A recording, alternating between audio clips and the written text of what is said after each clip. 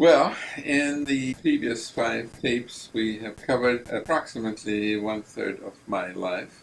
We finished with the end of the Second World War. But I think we have come far enough in this odyssey to perhaps allow for a few ruminations and thoughts.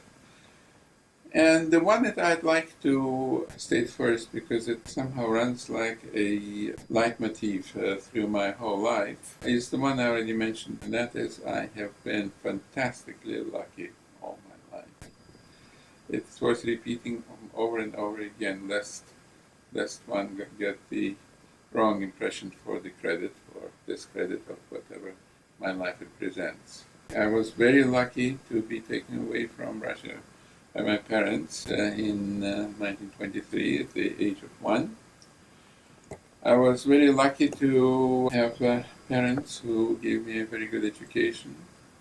I was very lucky to come to the United States when I did. Before coming to the United States from the Far East was impossible, and to get a very good education here in Berkeley. In retrospect, I was very lucky, being sent to Europe instead of the Pacific by roll of dice, as it were, being assigned to the artillery instead of the infantry, and being lucky there too. People were wounded around me, people were killed around me, shells exploded around me, very close, but nothing ever hit me. The worst trauma I had was that March fracture during basic training. I was lucky also later in life to get the right jobs, to go to the right university, to do the work I was doing. I was extremely lucky, of course, to acquire the children and grandchildren I have, and to be married to a very loving wife. So I've been very lucky.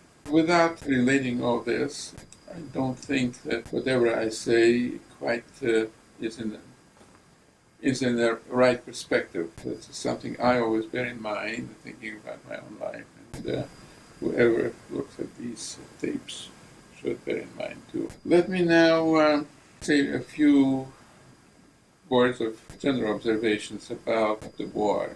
Obviously, there's an awful lot to say.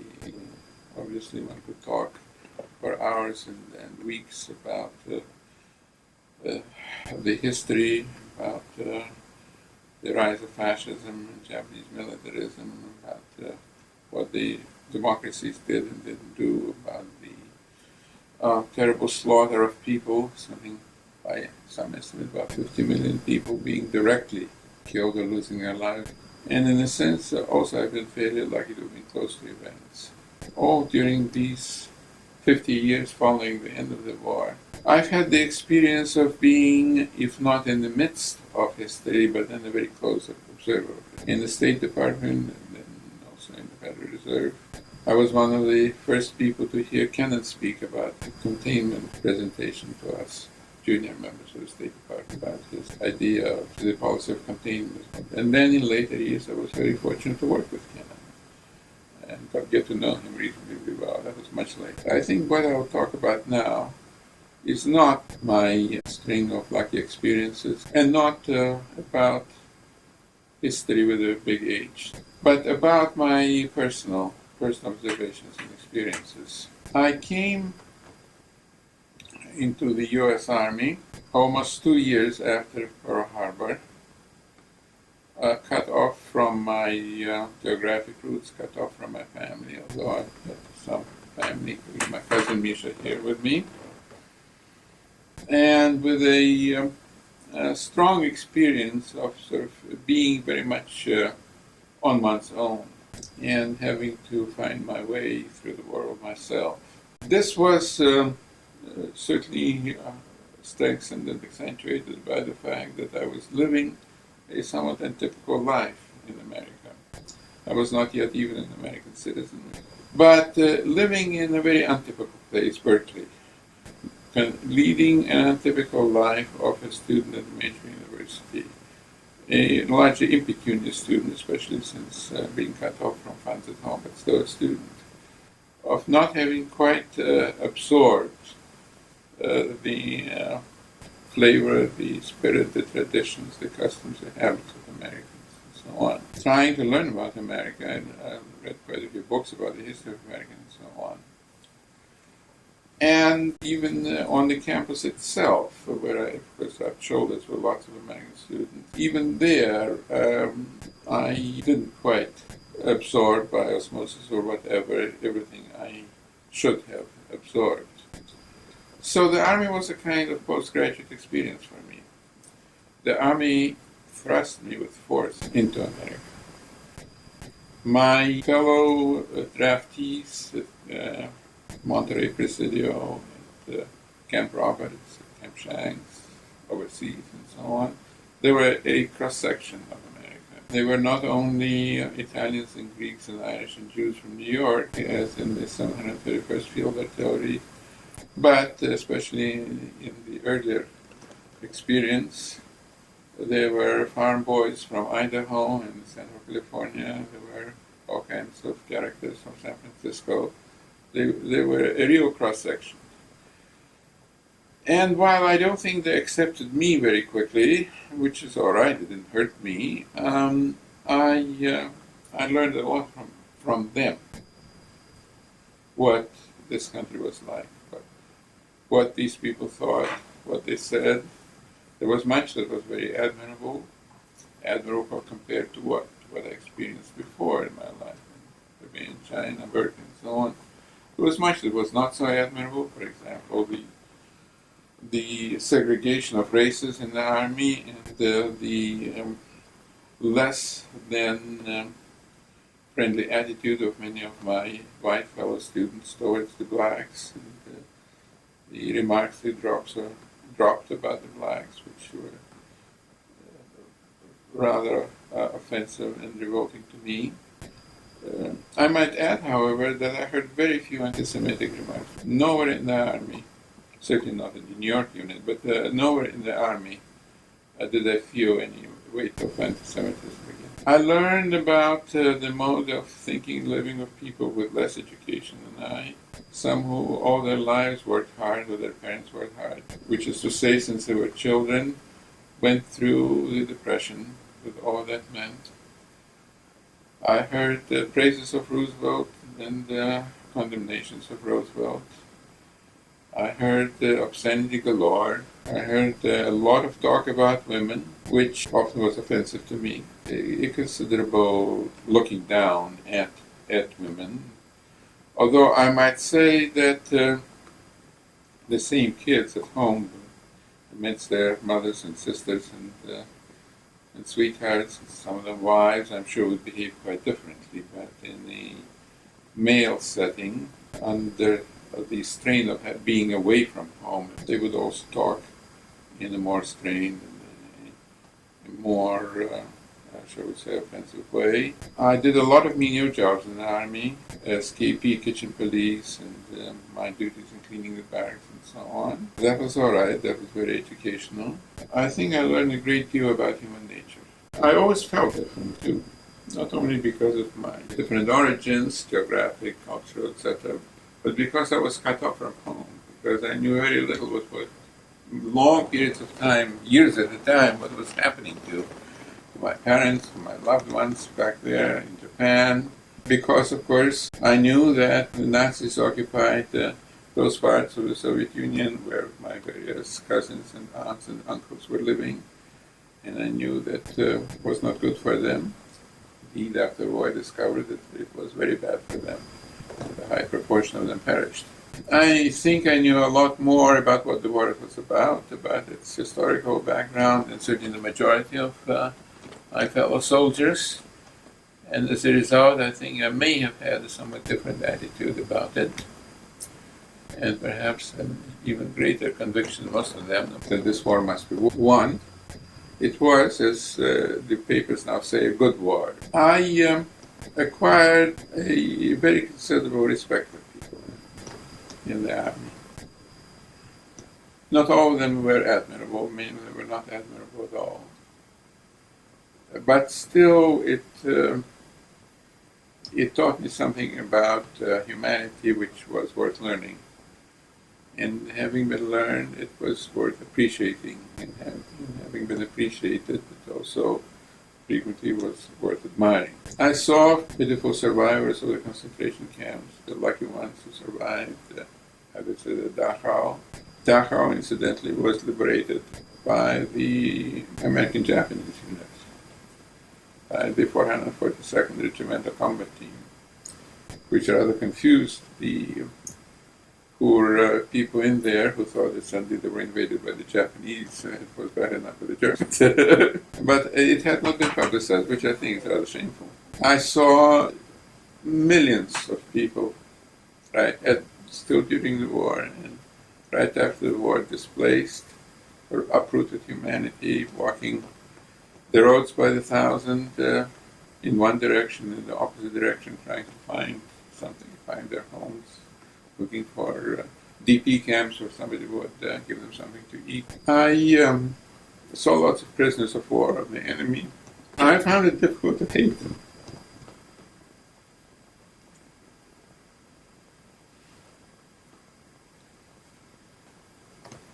As I said, I saw lots of enemy prisoners of war. I found it very difficult to hate them. I knew that many had committed horrible things. I also knew that many perhaps had not. I knew that many had been drafted, many had been brainwashed, and I could observe them. I could deplore what they fought for. Perhaps many of them themselves deplored what they fought for. But when I saw them as individuals, I could hate them. Of course, during the war, I saw them through the telescope of my aiming instruments as an observer and so on. I had no hesitation directing fire at them. But after the war, when we had won, I couldn't hate them. Even after I heard about the Holocaust and all that. I saw also the enormous destruction in Europe. And of course, what was such a great surprise later on was that many of the countries recovered so fast. Within 10 years, there was hardly a trace left.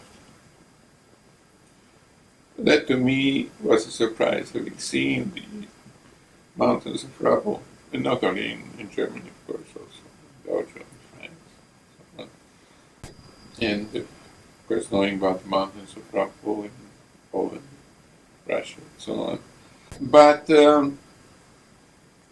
also me as an economist, I guess the economics I learned didn't quite prepare me for the very rapid recovery of most countries.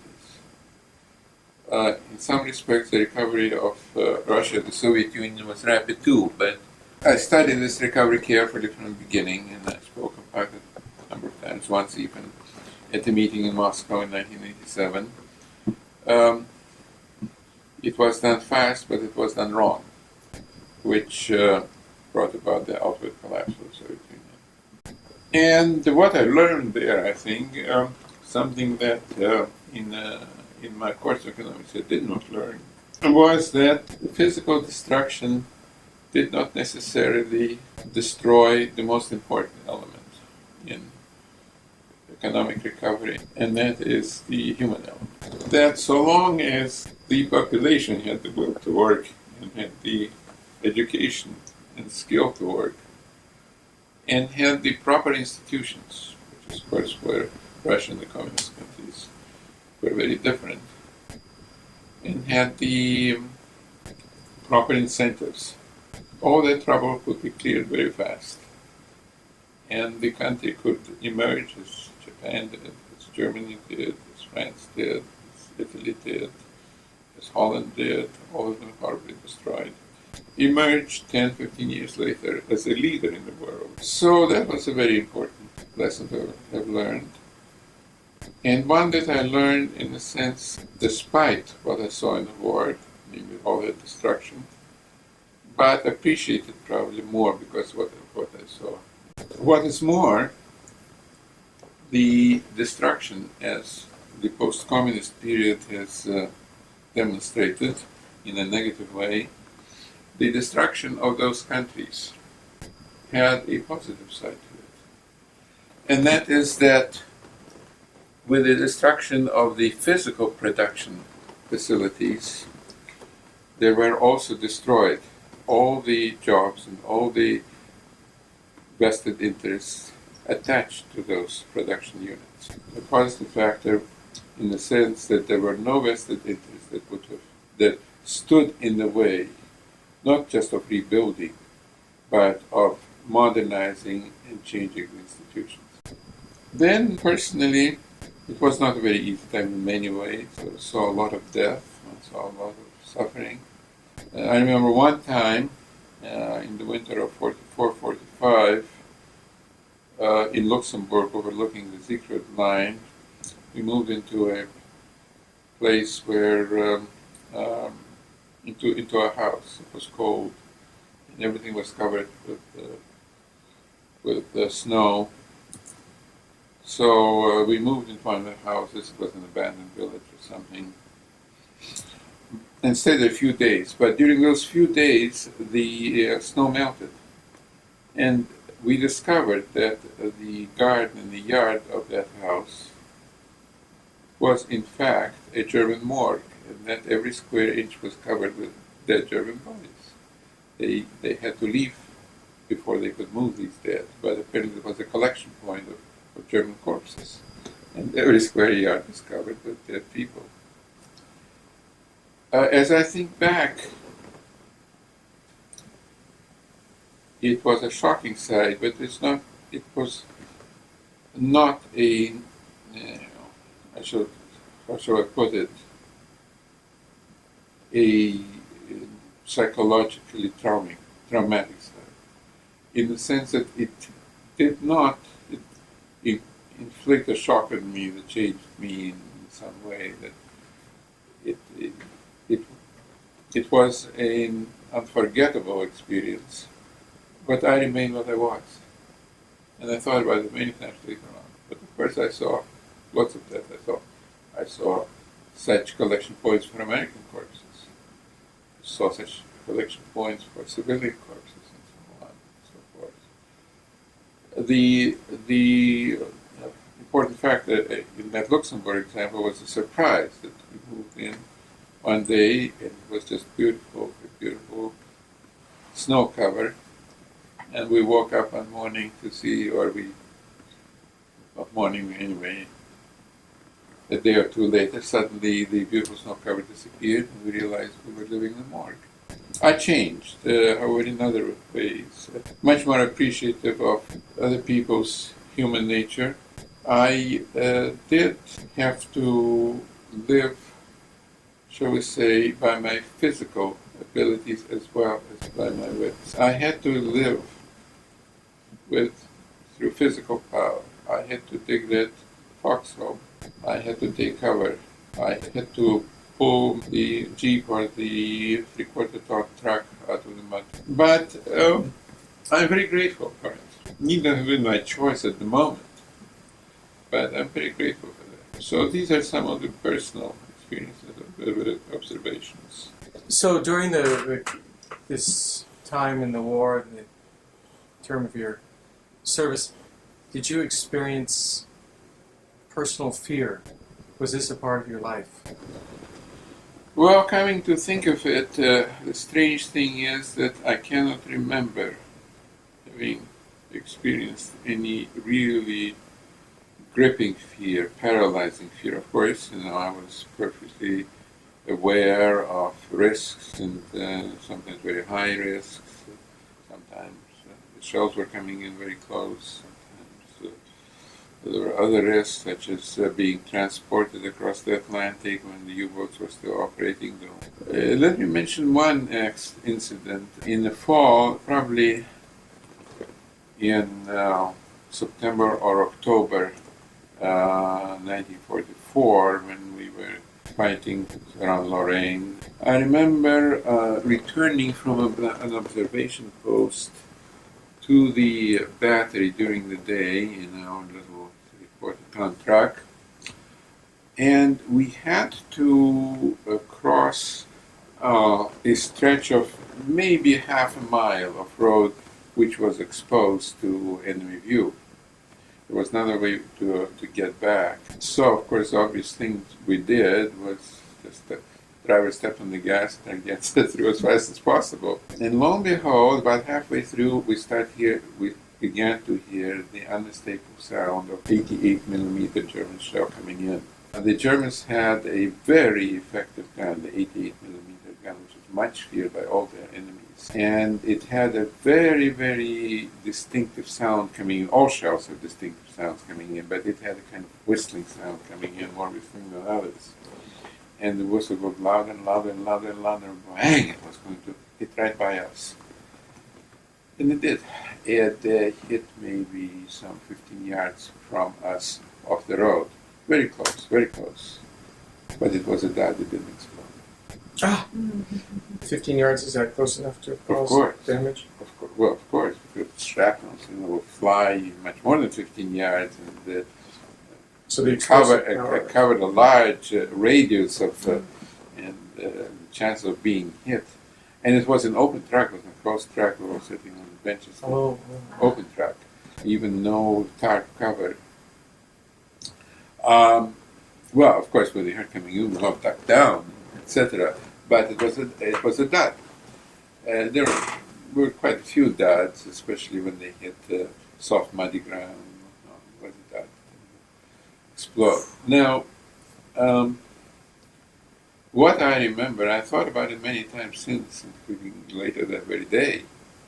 What I remember was the awareness of it, the risk of it, but I didn't feel great with fear. There were a few sighs when we realized it was a dud, so we looked at each other, and we didn't talk about it afterwards. We didn't talk about it, except some banalities.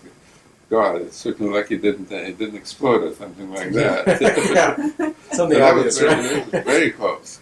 What is more, I really don't remember any time in my life having the experience of gripping, paralyzing fear.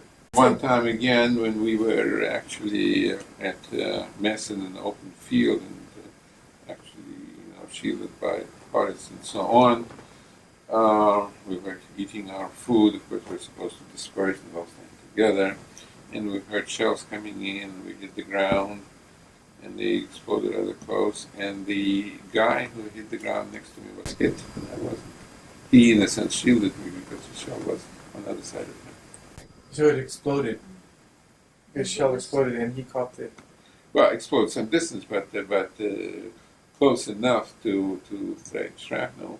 How aware were you of the Holocaust that was going on? I'm sorry, I couldn't. How aware were you during those times of the Holocaust that was going on? If I had not gone to war but stayed at home and stayed in Berkeley, say, or wherever, and access to all the newspapers, after all, we were largely cut off from news there. But of course, the general knowledge of the Holocaust came at a fairly late point. I didn't really know about it until almost the end of the war.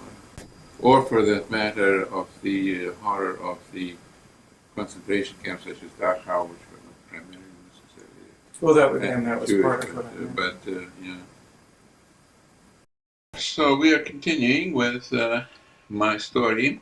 I was discharged from the army in the beginning of 1946. When the paperwork was done, I was assigned to the Office of Military Government of Bavaria to work in the headquarters of that office in Munich. So I went down to Bavaria, reported. I was assigned to the Division of Economics and the section dealing with the collection of statistics.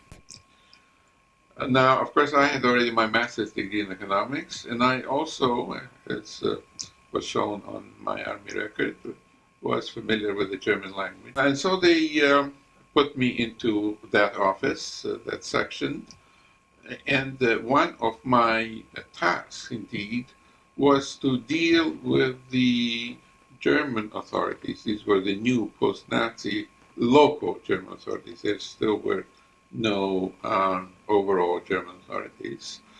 Deal with the German authorities in connection with the collection of statistics for the military government of the United States in Bavaria, more precisely called the United States Zone of Occupation of Germany. Portion of Germany which remained Germany was divided into 4 zones of occupation: American, British, French, and Soviet. The Soviet zone very quickly became a rather separate entity, and with time also turned itself into the German Democratic Republic, which we came to know as East Germany. But the other 3 zones of occupation represented a complex. The major reason why I decided to stay for a while in Germany was that my parents at the end of the war were of course still in Japan. We established contact. I knew that they were going to come to the United States, but I also knew that it would take some time for them, for really formal and bureaucratic reasons, to arrive in the United States. And my immediate concern was to save up some money for their arrival. The civilian employees of military government were paid rather good salaries, salaries that were at least as good as those one could expect for similar jobs in the United States themselves. And there were a lot of side benefits, cheap food, free lodging, and this and that, so I could save money. And so I stayed those 6-7 months precisely for that purpose, but as I already said, also taking advantage of my stay there to look around and to learn something and to improve my German language. In the summer of 1946, I began to receive information that my parents might be leaving for the United States before long, and so I resigned and went back to the United States. I went on a troop transport, flying from Munich to Bremen, which then was the chief port used by the U.S. Army in Germany. That was my first airplane flight ever. In New York, I stayed with some friends, looked up other friends. Then I went down to Washington to look over the job situation.